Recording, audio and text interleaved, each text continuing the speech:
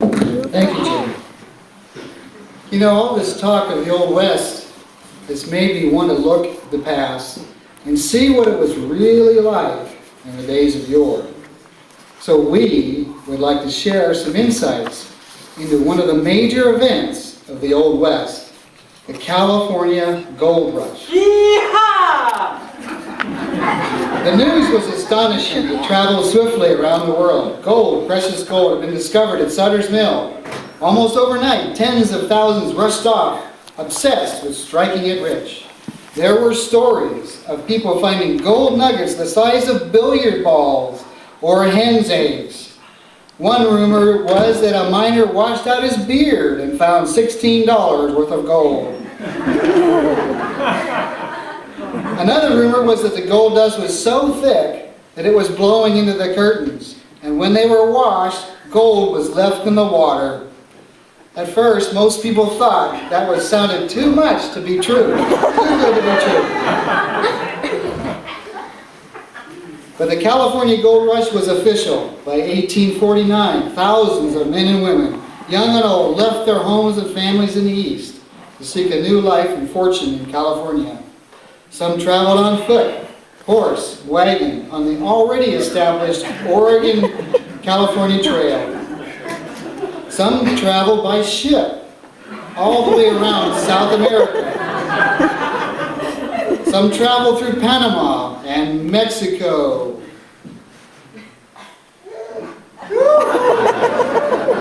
No matter the method or route, it was a long and difficult journey, with the adventurers often plagued by malaria, cholera, and other diseases.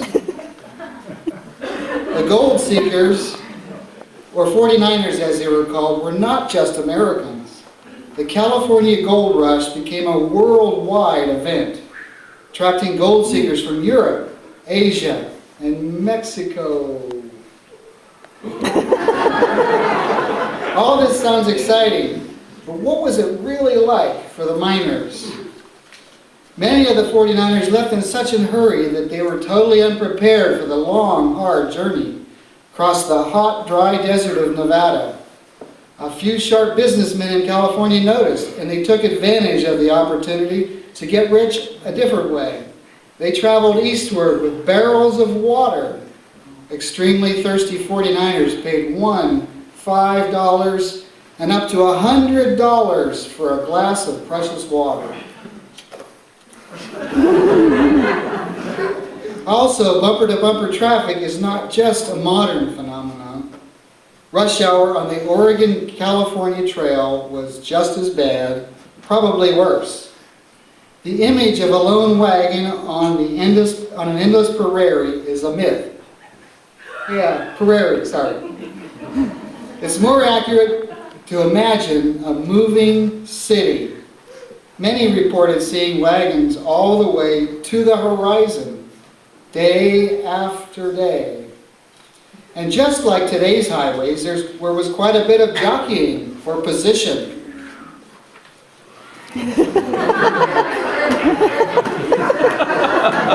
The goal was to get in front of the pack.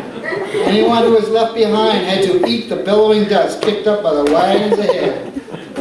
Competition was fierce. Those in the back had to put on goggles just to see the trail. Imagine the sunburn you'd get from being outside, sun up to sundown, day after day for 6 months. No sunblock, no lotion. Most ended up with leathery, sun-baked skin. That was the reality for the California-bound 49ers. And that was just the beginning. Imagine sweating profusely in 90-degree heat day after day and rarely taking a bath or a shower. This too was typical of life on the trail. Remember, this was before the days of t-shirts and shorts. Women wore long dresses and men wore long pants. And there wasn't much changing of clothes.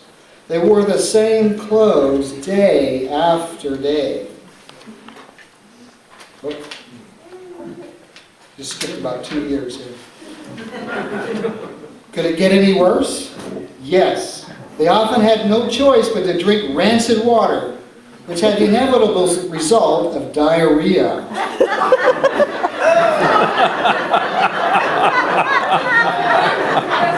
For many, it was a chronic condition.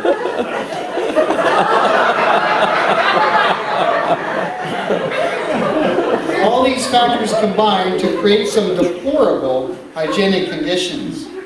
Even the Native Americans were repulsed by the smell. They bathed regularly, and they thought the immigrants were uncivilized because of their poor hygiene. Historians agree that next to the Civil War, no other event during the Old West had a greater impact than the California Gold Rush. It transformed California, but more importantly, it transformed America.